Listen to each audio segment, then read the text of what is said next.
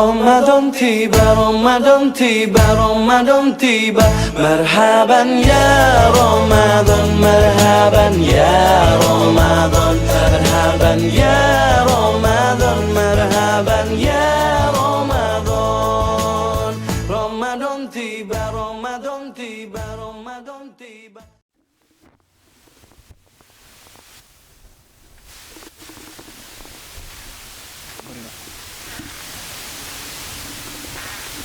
Assalamualaikum warahmatullahi wabarakatuh. Waalaikumsalam warahmatullahi wabarakatuh.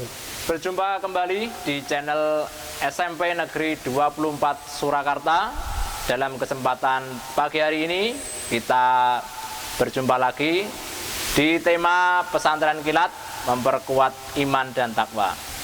Di kesempatan pagi hari ini saya tidak sendirian, tetapi akan ditemani narasumber seorang guru senior di SMP Negeri 24 Surakarta.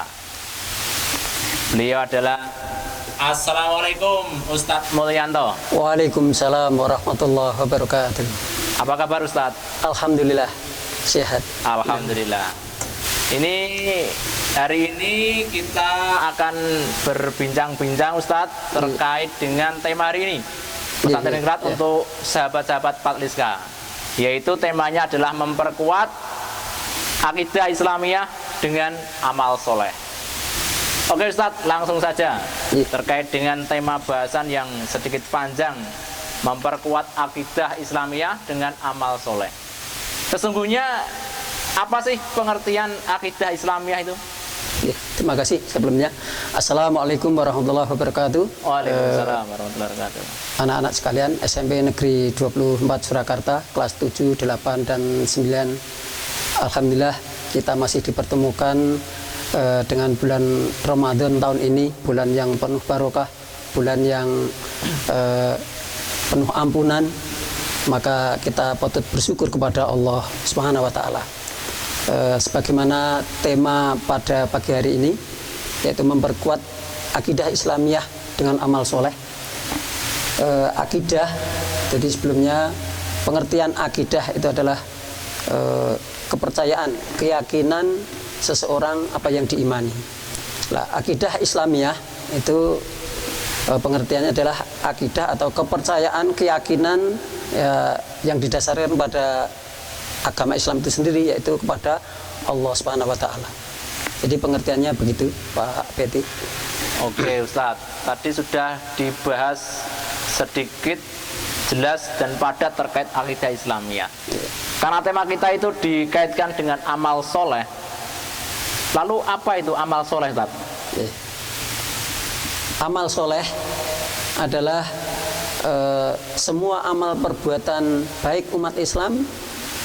Dikatakan amal soleh itu kalau memenuhi syarat. Jadi amal yang didasarkan kepada keimanan, yakin kepada Allah Subhanahu wa taala. Itu yang pertama.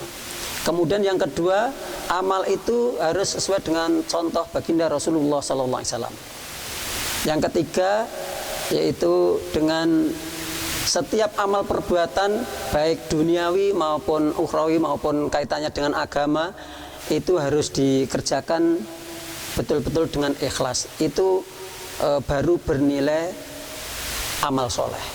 Jadi amal soleh itu amal perbuatan baik duniawi maupun apalagi agama, ya. Jadi keyakinannya harus betul kepada Allah Subhanahu wa taala. Kemudian dicontohkan oleh Rasulullah. Jadi menurut aturan-aturan yang digariskan oleh Rasulullah SAW. Dan harus dilaksanakan dengan lillahi ta'ala. Jadi mencari ridha Allah. Bahasa agamanya dengan ikhlas. Jadi dikerjakan dengan ikhlas. Itu Pak Beti. Oke Ustadz, amal soleh tadi sudah dibahas. Kemudian kalau kita bicara keseharian, itu kadang kita menjumpai itu ada plesetan terkait amal soleh, Ustadz. Ada amal salah. Itu bagaimana antara amal soleh dan amal salah? Amal salah. Ada amal soleh, ada amal salah. Kelihatannya amal, tapi kok jadi salah.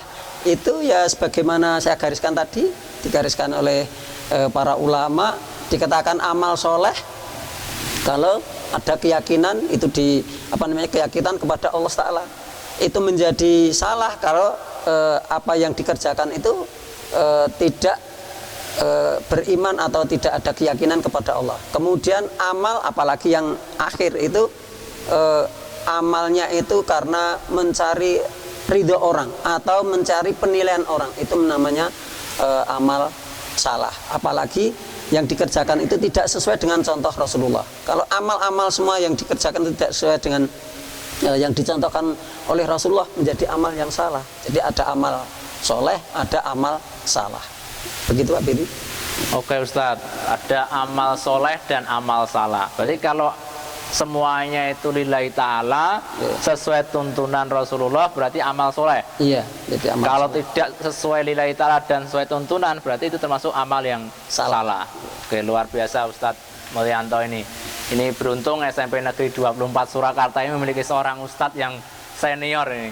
Guru senior, teladan, dan juga seorang Ustadz Da'i, luar biasa. Subhanallah punya Ustadz Mulyanto, pemirsa dimanapun Anda berada. Kemudian Ustadz, tadi sudah dibahas terkait dengan akidah Islamiyah dan juga amal soleh. Terus bagaimana memperkuat akidah Islamiyah dengan amal soleh? Iya, terima kasih. Jadi para pemirsa, terutama anak-anakku SMP Negeri 24 Surakarta, bagaimana memperkuat akidah Islamiyah dengan amal soleh. Ya, memperkuat akidah Islamiyah dengan amal soleh. Jadi amal-amal yang kita kerjakan ya dengan syarat 3 tadi itu akan memperkuat akidah kita. Orang yang imannya kuat, ya, mempunyai keyakinan yang kuat, sebagaimana kalau para ustadz, para ulama itu menyontohkan Mbak Betty, bagaimana gambaran orang imannya yang kuat itu, keyakinannya yang kuat itu, contohnya seorang penarik becak. Seorang penarik becak mangkal mungkin di perempatan Gendengan, ya, mangkal di perempatan Gendengan, padahal malam hujan deras. Kenapa dia rela mangkal di perempatan Gendengan? Kemudian ada orang yang memanggil, "Hei tukang becak, tolong saya antarkan ke terminal." Padahal hujan, malam, dia mau menghampiri orang yang pesan tadi. Mau, padahal bawaannya banyak, mungkin naik juga flyover, ya. Dia rela atau dia mau mengangkat ataupun mengantar si pemesan tadi ke terminal. Karena apa? Di dalam dirinya ini ada keyakinan yang kuat. Setelah nanti sampai di terminal, nanti ada imbalan. Itulah keyakinan yang kuat itu yang mendorong orang tersebut untuk mau berbuat. Jadi ada fadilah, keutamaan, kepahaman keutamaan dari perbuatannya itu, nanti dia akan mendapatkan imbalan. Mungkin tadi sudah nyang-nyangan, ya, berapa ke terminal, mau diupah berapa. Itu dengan keyakinan yang kuat itu, si tukang becak tadi mau mengantarkan si pemesan tadi, penumpang tadi. Demikian juga kalau iman kita kuat terhadap akhirat, Allahul Khaliq, Allahul Malik, Allahul Razik, ya, Allah yang menciptakan, Allah yang memelihara, Allah yang memberi rezeki. Kemudian dalam dirinya ada kebesaran Allah, ya. Kalau disebut Allah bergetar hatinya, dibacakan ayat-ayatnya bertambah imannya. Kemudian dia nanti dengan imannya meningkat, maka dia akan selalu ingin tahu ilmu apa ataupun perintah-perintah apa yang belum dilaksanakan, atau belum ilmu-ilmu kehendak-kehendak Allah apa yang belum diketahui. Maka sebagaimana surat Al-Anfal ayat 2, ya, A'udzubillahi minasyaitonirrajim. Bismillahirrahmanirrahim. Innamal mu'minuna alladzina idza dzukirallahu wajilat qulubuhum wa idza tuliyat alaihim ayatuhu zadatuhum imana wa ala rabbihim yatawakkalun. Jadi innamal mu'minuna alladzina idza dzukirallahu wajilat qulubuhum. Apabila sesungguhnya innamal mu'minun, sesungguhnya orang-orang yang beriman itu apa? Innamal mu'minuna alladzina idza dzukirallah, apabila disebut asma Allah wajilat qulubuhum, bergetar hatinya. Jadi kalau orang itu disebut asma Allah, baik dalam pengajian, apalagi dalam sehari semalam 5 kali Allahu Akbar, itu disebut asma Allah. Kalau orang imannya kuat, maka bergetar hatinya, ada sinyal, oh ini Allah memanggil. Nah, ini kuat imannya tebal ya. Tetapi kalau orang yang imannya tipis, apalagi tidak punya iman, orang gagas, itu apa? Itu panggilan biasa setiap hari semalam, adzan, ini adzan duhur, ini adzan subuh, ini adzan, dan lain sebagainya. Tetapi kalau orang imannya kuat, disebut asma Allah, bergetar hatinya. Jadi ada sinyal, itu imannya yang kuat. Jadi bagaimana untuk memperkuat akidah Islamiyah, keyakinan terhadap Allah, kepada Allah, itu dengan amal soleh. Dengan amal soleh, jadi kalau dipanggil muadzin, kita kemudian kita berangkat dengan mujahadah, dengan berkorban, itu akan meningkatkan iman kita. Termasuk amal-amal yang lain, apalagi di bulan Ramadan begini ini, masya Allah, bagaimana kita kita tambah kualitas dan kuantitas ibadah kita, amal-amal kita, amal soleh. Jadi dengan amal soleh, dari bangun tidur saja ya, dari bangun tidur kalau di luar bulan Ramadan itu, kalau kita bangun mungkin malas. Di bulan Ramadan kita untuk memenuhi sunnah Rasulullah, perintah Allah, yaitu makan sahur jam 3, jam setengah 4, kita malas. Tetapi karena ini perintah Allah, kita laksanakan dengan berkorban, dengan mujahadah. Dengan mujahadahnya, berkorbannya itu akan meningkatkan iman. Jadi makannya di waktu sahur itu menjadi amal soleh. Kemudian sebelum berangkat ke masjid ataupun sebelum azan, kita baca Al-Quran berapa surat atau berapa ruku, berapa ayat dari Al-Quran, itu amal soleh yang syaratnya dipenuhi 3 tadi. Kemudian berangkat ke masjid, berangkatnya ke masjid ya, barang siapa yang berwudu di rumah, bersuci di rumah, kemudian berangkat ke masjid untuk semata-mata untuk beribadah kepada Allah, maka satu langkahnya ini akan menggugurkan dosa, satu langkah diangkat derajatnya. Itu kurang lebih Pak Beti. Jadi dengan amal soleh, termasuk nanti banyak sekali ya amal-amal, sampai nanti pada waktu berbuka puasa itu kalau diamalkan dengan 3 syarat tadi akan menjadi amal soleh dan akan meningkatkan akidah kita, keimanan kita, yakin kita kepada Allah Subhanahu wa taala. Begitu Pak Beti. Masya Allah, ini subhanallah, luar biasa sekali penjelasan Ustadz ini. Saya hanya tadi cuma mantra-mantra Ustadz. Ya, karena saya ya, wah, luar biasa ini. Kalau saya dekat dengan Ustadz Mulyanto ini serasa seperti di taman-taman surga ini. Masya Allah, ini hening, adem seperti itu loh Ustadz. Iya, termasuk taklim kayak gini, taklim wa taklum. Ini termasuk dalam sabda Rasulullah SAW itu termasuk kita berada di taman-taman surga. Masya Allah. Belum fadilahnya, jadi fadilah taklim. Barang siapa yang dalam sabda Rasulullah SAW, man salaka tariqan yaltamisu fihi ilman sahalallahu tariqan ilal jannah. Barang siapa yang mudahkan langkah kakinya menuju majelis ilmu, maka Allah akan ringankan langkah kakinya menuju surga. Karena dengan taklim begini nih ya, kita sering dengarkan sabda-sabda Rasulullah, firman-firman Allah, kita dengarkan pengajian tausiah, ini masalah akan menenteramkan hati. Akan Allah, termasuk dalam hadis itu termasuk hewan-hewan yang ada di lautan, semut-semut yang di leng itu akan memohonkan ampun kepada orang yang taklim. Masya Allah. Oke Ustaz, ini pertanyaan yang selanjutnya. Terus kita kan hidup sekarang ini di era kecanggihan ilmu pengetahuan dan teknologi. Jadi dengan tergerusnya ilmu keseharian kita dengan ilmu pengetahuan dan teknologi Iya. itu menyebabkan orang Islam itu terkadang malas untuk beribadah. Itu sebabnya apa, Ustaz? Iya, terima kasih. Jadi banyak faktor penyebab, ya kurang lebih 4 atau 3. Kenapa umat ini atau orang Islam, sudah syahadat, tetapi mengapa belum ada kekuatan atau malas untuk mengerjakan amal-amal soleh? Ya, jadi belum ada ataupun malas untuk mengerjakan amal-amal soleh. Padahal secara agama dia sudah syahadat, sudah mungkin punya akidah, ya, sudah agama Islam, tetapi yaitu tadi malas. Jadi penyebabnya adalah satu, karena lemahnya iman.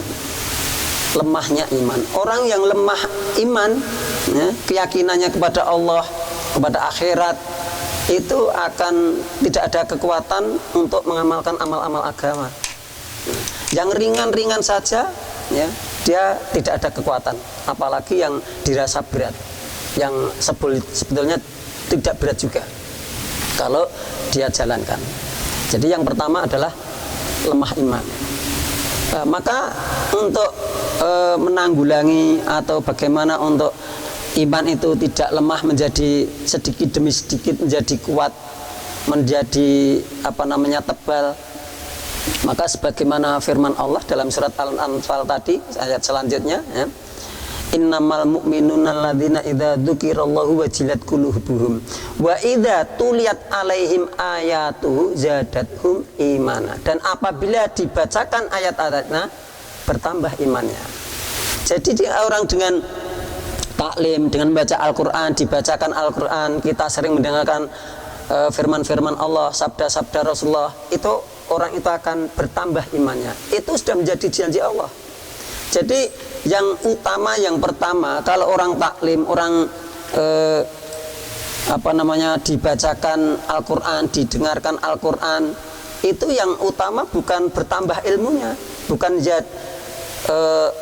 bukan tambah ilmunya, tetapi bagaimana innamal mu'minuna alladzina idza dzukirallahu wajilat qulubuhum wa idza tuliyat alaihim ayatuhu zadathum imana. Bukan zadathum ilma, tapi zadathum imana, bertambah imannya.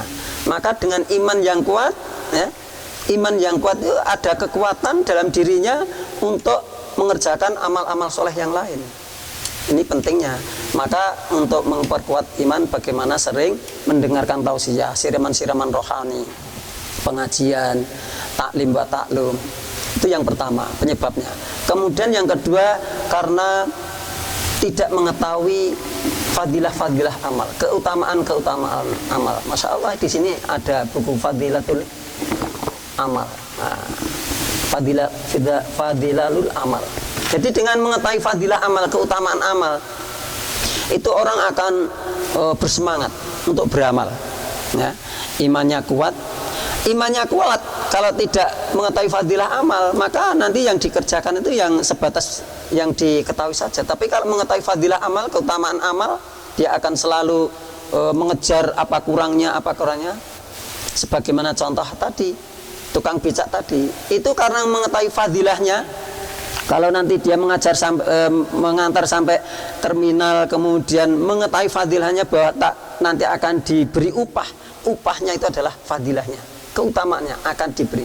Demikian juga orang mengerjakan amal soleh, kalau mengetahui fadilahnya, dia akan semangat, ya. Bahkan kalau tidak mengerjakan itu akan merasa gelo. Sebagaimana contoh 2 rakaat fajar sebelum sholat subuh. Rakaatul fajri khairu minad dunya wa ma fiha. 2 rakaat fajar itu lebih baik daripada dunia dan seisinya. Itu baru sholat sunnah, sholat subuh. Belum sholat subuhnya. Apa sholat subuh itu pahalanya lebih kecil dibanding sholat sunnah? Kan tidak mungkin. Kalau jadi rakaatul fajri khairu minad dunya wa ma fiha. 2 rakaat fajar lebih baik daripada dunia dan seisinya. Itu fadilahnya. Maka dengan mengetahui fadilah ini, maka orang kalau akan meninggalkan 2 rakaat fajar itu akan gelo nanti, ya. Jadi mengetahui fadilah amal. Kemudian yang ketiga yaitu orang ini karena berpaham bahwa amal-amal agama itu untuk nanti di akhirat, ya. Padahal amal agama dengan taat kepada Allah, melaksanakan perintah Allah, menjauhi larangannya, ini orang ini akan diberi bonusnya di dunia ini, ketenangan hidupnya, bahagia, itu bonus-bonus di dunia ini. Belum nanti balasan yang hakikatnya nanti di akhirat. Itu jadi mengerjakan amal agama itu di dunia ini sudah diberi, kemudian dijauhkan dari siksa kubur, di mahsyar, kemudian nanti meniti sirat akan 4 kilat, kemudian dimasukkan surga tanpa hisab. Itu kurang lebih Pak Peti. Masya Allah Ustaz, ini luar biasa sekali penjelasannya terkait tema kita hari ini, yaitu tentang memperkuat akidah dengan amal soleh. Ini sudah di pengunjung acara Ustadz terkait dengan memperkuat akidah dengan amal soleh ini. Kemudian terakhir Ustadz Mulyanto, ini untuk anak-anak sahabat-sahabat Patliska di rumah ataupun di sekolah nanti. Ini pesan dari Ustadz untuk anak-anak terkait dengan amal soleh dan akidah ini. Monggo. Terima kasih anak-anak. Jadi di bulan Ramadan ini pesan saya kepada anak-anak kelas 7, 8, 9 SMP Negeri 24 Surakarta. Di bulan Ramadan ini bagaimana kita gunakan 10 hari terakhir ini, kita gunakan dengan sebaik-baiknya, nah, dengan sebaik-baiknya. Bagaimana kita tingkatkan kualitas dan kuantitas amal ibadah kita. Nah, jangan lupa selalu berdoa, diberi kekuatan iman, diberi istiqomah untuk mengamalkan amal agama. Ya, karena hanya dengan agama ini, dengan iman ini, orang akan selamat hidupnya, bahagia hidupnya, tentram hidupnya, sukses hidupnya di dunia dan di akhirat. Apalagi nanti di akhirat, orang yang dikatakan sukses, jaya itu faman yuhika anin nar wa udkhilal jannata faqad faz. Barang siapa yang dijauhkan dari neraka dan dimasukkan ke surga, itulah orang yang sukses. Dan sukses itu dapat dicapai di dunia ini dengan iman dan amal soleh. Saya kira begitu anak-anak pesan saya untuk anak-anak sekalian di bulan Ramadan ini. Terima kasih.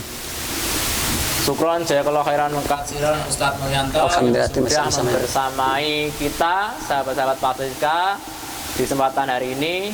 Sangat luar biasa.